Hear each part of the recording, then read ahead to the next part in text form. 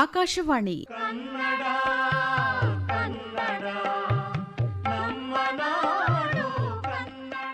ಕನ್ನಡ ಸಾಂಸ್ಕೃತಿಕ ಪರಿಸರ ಪರಿಚಯ, ಕನ್ನಡ ಲೋಕದ ವಿಚಾರ ವಿಸ್ಮಯ.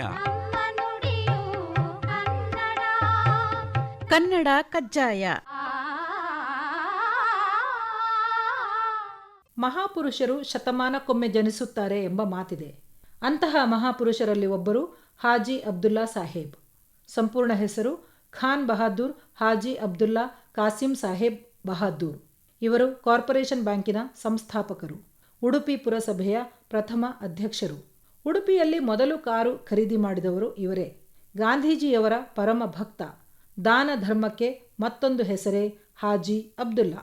ಕಾರ್ಪೊರೇಷನ್ ಬ್ಯಾಂಕನ್ನು 1906ರ ಮಾರ್ಚ್ 12ರಂದು ಉಡುಪಿಯಲ್ಲಿ ಸ್ಥಾಪಿಸಲಾಯಿತು.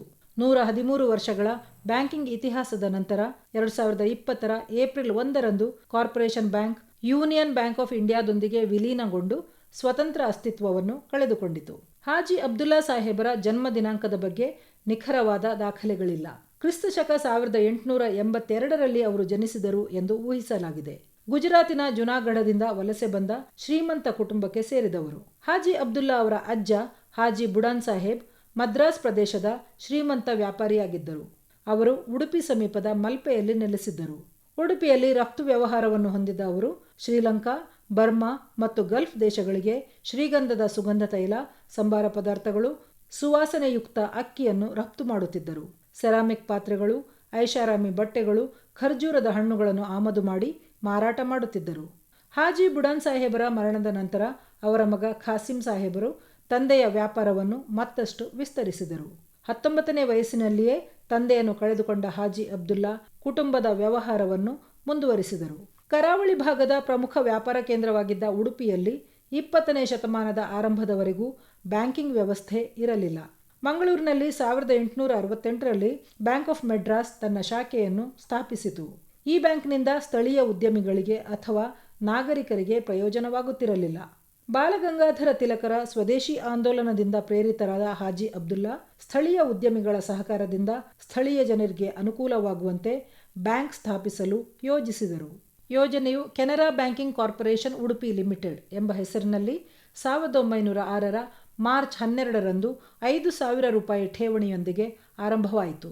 ನಂತರ ಅದೇ ಬ್ಯಾಂಕ್ ಕಾರ್ಪೊರೇಷನ್ ಬ್ಯಾಂಕ್ ಎಂದು ನಾಮಕರಣಗೊಂಡು 2,432 ಶಾಖೆಗಳಾಗಿ ಬೆಳೆಯಿತು. ಊರಿಗೊಂದು ಶಾಲೆಯ ಅಗತ್ಯವನ್ನು ಮನಗಂಡ ಹಾಜಿ ಅಬ್ದುಲ್ಲಾ ಅವರು ಉಡುಪಿಯ ಬನ್ನಂಜೆಯಲ್ಲಿನ 1 ಎಕರೆ ಜಮೀನನ್ನು ದಾನ ಮಾಡಿದರು. ಉಡುಪಿಯಲ್ಲಿ ಸಾರ್ವಜನಿಕರ ಉಪಯೋಗಕ್ಕಾಗಿ ಆಸ್ಪತ್ರೆಯನ್ನು ಆರಂಭಿಸಿದರು.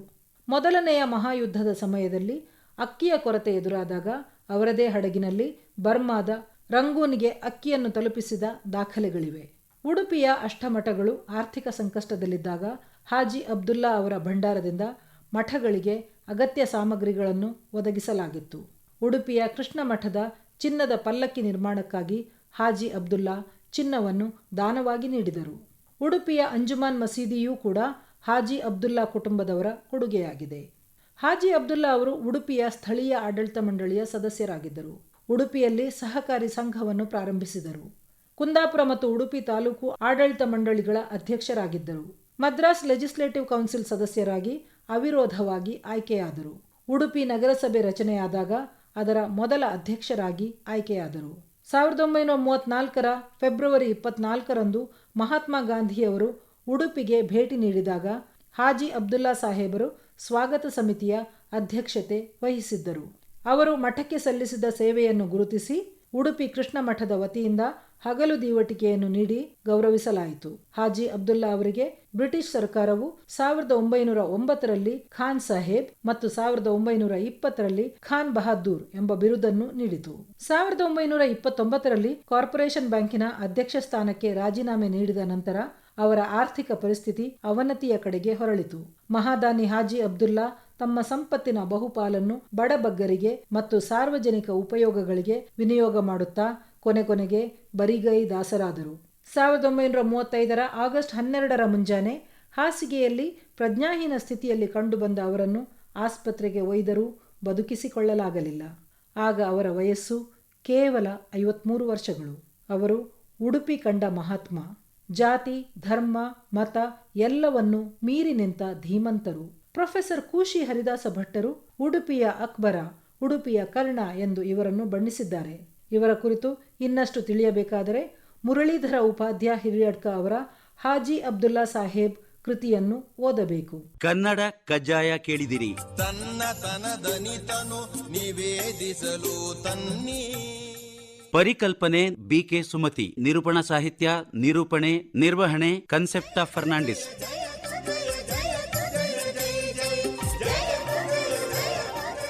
ಇದು ಬೆಂಗಳೂರು ಆಕಾಶವಾಣಿ ಸಮರ್ಪಣೆ.